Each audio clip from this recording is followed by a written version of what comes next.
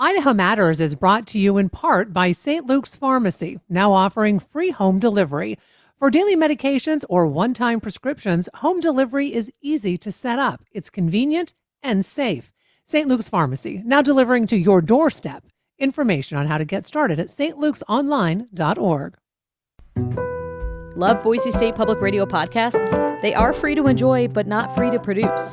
If you can give, your support helps keep shows like Idaho Matters and Scandalize available to everyone. Donate now at boisestatepublicradio.org.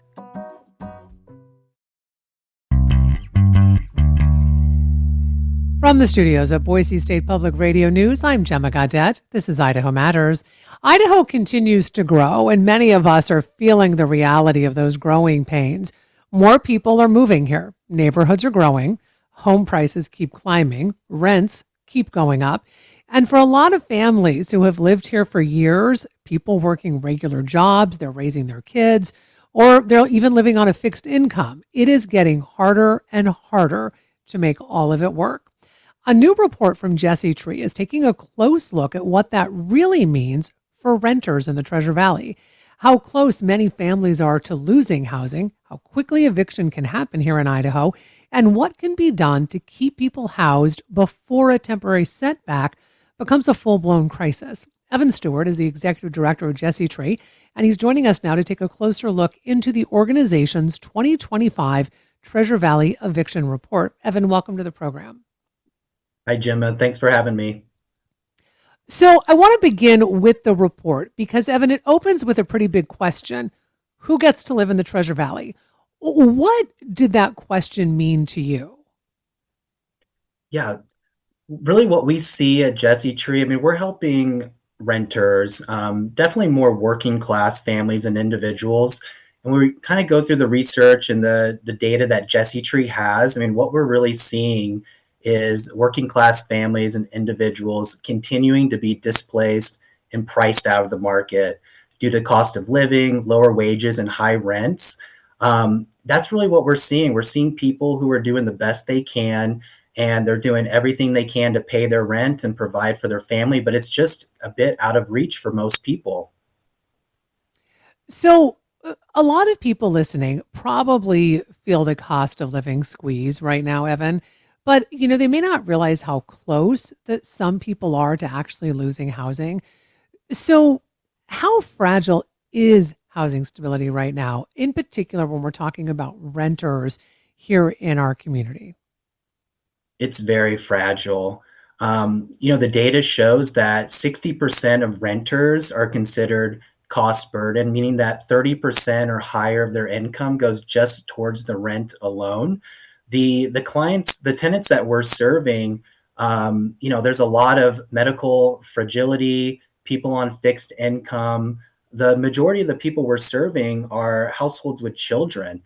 With cost of living, it's just everything's so much more expensive with rents being high.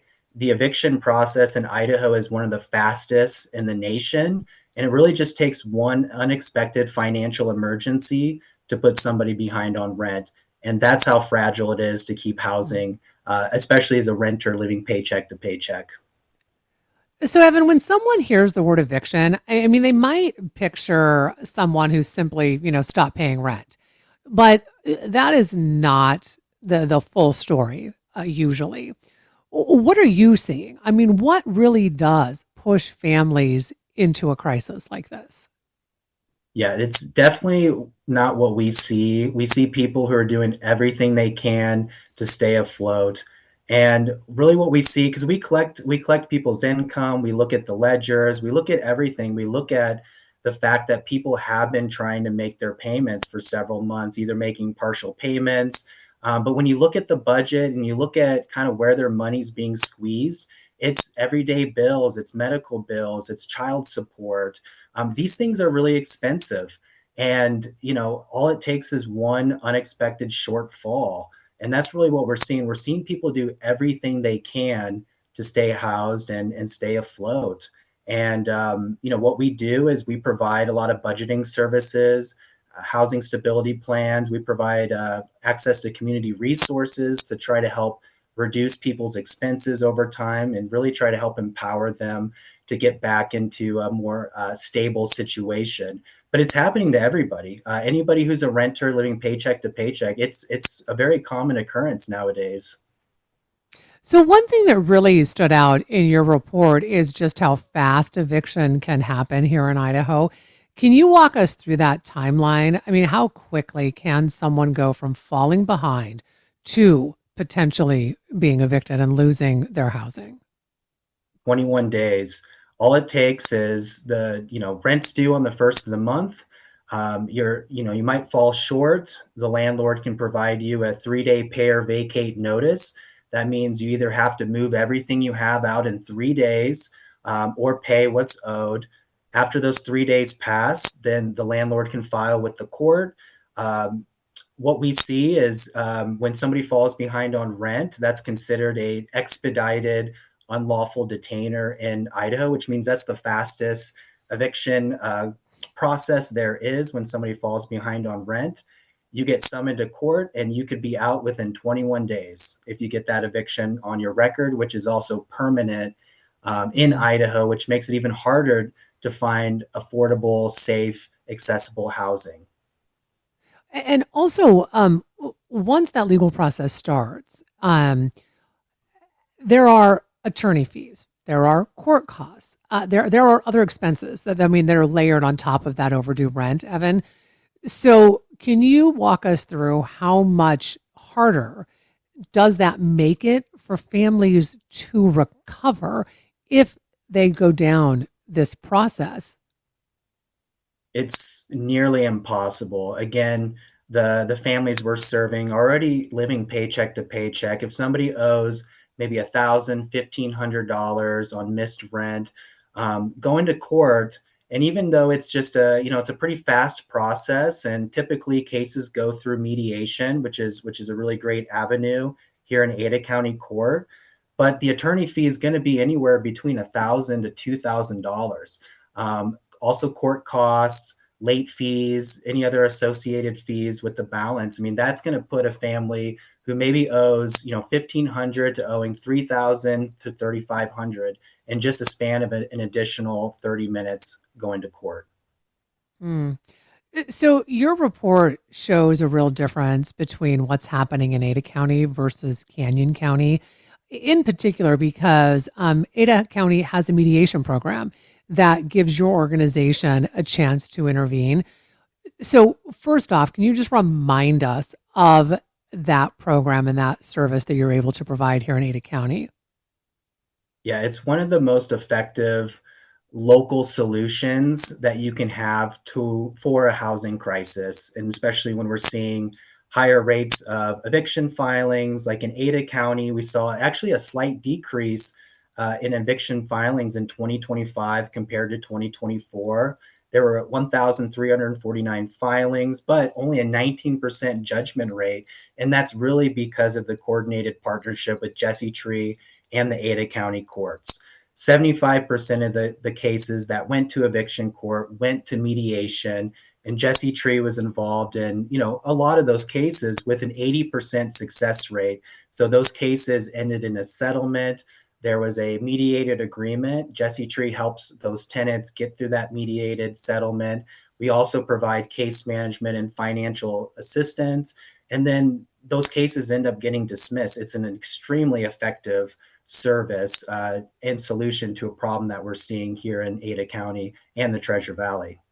Whereas in Okay, Canyon so County, that though, oh, sorry, go yeah, I ahead. was going to say, sorry, I was going to say, so now explain to us what difference does that make in real terms when you compare Ada County to Canyon County because of this one particular service that you are able to provide in Ada County?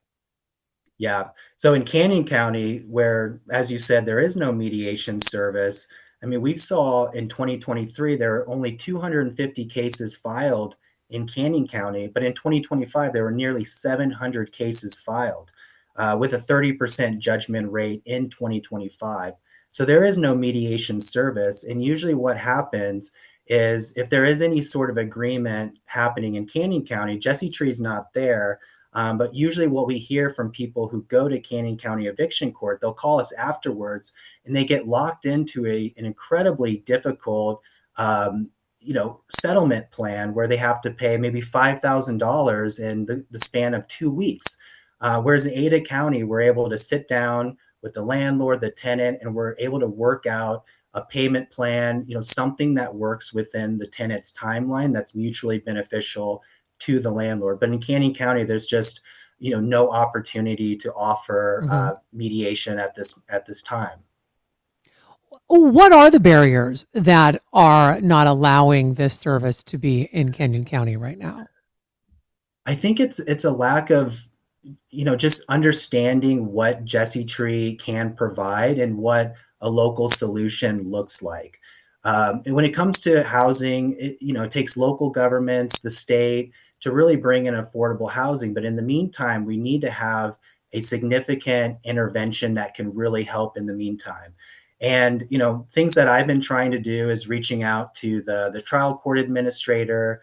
I recently wrote a letter to the administrative judge just to try to meet so we can talk this through and see if there's any ability to put together a coordinated effort between Canyon County Court and Jesse Tree to really help people, because the consequence is very high. If those people get that eviction on their record, it's just going to make it harder and harder to find affordable housing for those folks. And then we're going to see homelessness increase in Canyon County as well. So it really is an effective approach, and very cost effective for the county to have a service like Jesse Tree in the court system.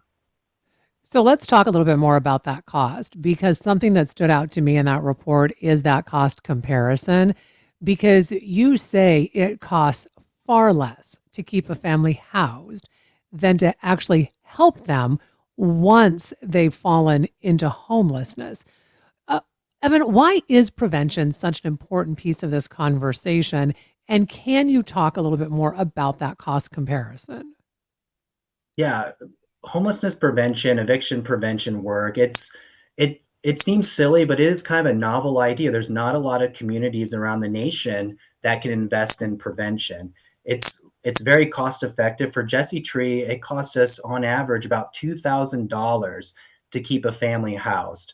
So that's to allow better stability. We can provide some budgeting services, financial literacy, access to more community resources. It's so much more effective to work upstream with a household that's facing housing insecurity than it is to rehouse a person or a family that becomes homelessness, where it could cost about $20,000 of services and financial assistance to rehouse a family once they experience homelessness.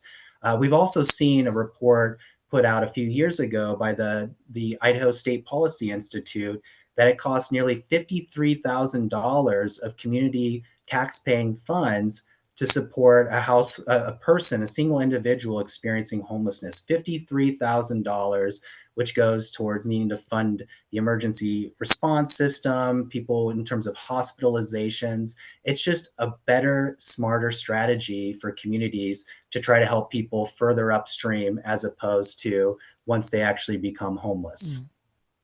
So, Evan, looking ahead, what worries you the most if we don't address housing instability? And with that said, is there some hope in any of this news? I'm always a very optimistic person, and we know from history, we've seen other communities go through an explosive transformation and growth, and we've seen the consequences if there isn't an investment in preventing people from becoming homeless. We've seen that in other communities across the country. But here in the Treasure Valley, I do have hope. The city of Boise, for instance, is putting a lot of great effort. And I've heard from developers themselves that say working with the city of Boise is an absolute pleasure and a privilege when it comes to trying to bring more affordable housing into the city. So I am optimistic that the cities in the Treasure Valley, will respond, but it takes time. It takes a long time to bring more affordable housing into the valley area. But in the meantime, we really do as a community need to continue investing into services like Jesse Tree, because people might think that there's a Jesse tree in every community around the country, but it's just not really the case. It's very unique here in the Treasure Valley, and we really have, um, a great opportunity to continue helping people to fund a really great community resource and intervention like Jesse Tree, while we have the cities doing everything they can to bring more affordable housing into the Treasure Valley. But it's going to take time. So, Evan, before I let you go, for someone who's listening right now who may be behind on rent or they're worried about losing housing or they know someone in that situation, what would you want them to hear and know? I would want them to know that, you're not alone. This is happening to a lot of people. You need to definitely tap into your friends, your family, any sort of, church or membership you're a part of. Let people know what's going on in your life. And I promise you'll have some people most likely rally behind you and help you. But, if nobody's, if you don't have any friends or family that can help you, please reach out to Jesse Tree. You can go to our website at jessetreeidaho.org. You can talk to one of our volunteers on our tenant resource center. They'll have a really great problem solving conversation, provide resources. And if you find yourself in that eviction process, we'll take an application. We'll do everything we can to help you. I want to thank you so much for the conversation today. We've been speaking with Jesse Tree Executive Director Evan Stewart, talking about the 2025 Jesse Tree Treasure Valley Eviction Report. And that'll do it for this episode of Idaho Matters. Make sure you check out our podcast feed because you can find more episodes of topics that might be interesting to you. And for more local news and headlines, make sure you subscribe to the Connector podcast. And text this podcast to a friend. It's how podcasts grow. Every day on Up First, NPR's Golden Globe-nominated morning news podcast, we bring you 3 essential stories. At the heart of each story are questions. What really happened? What really mattered? What happens next? At NPR, we stand for your right to be curious and to follow the facts. Follow Up First wherever you get your podcasts and start your day knowing what matters and why.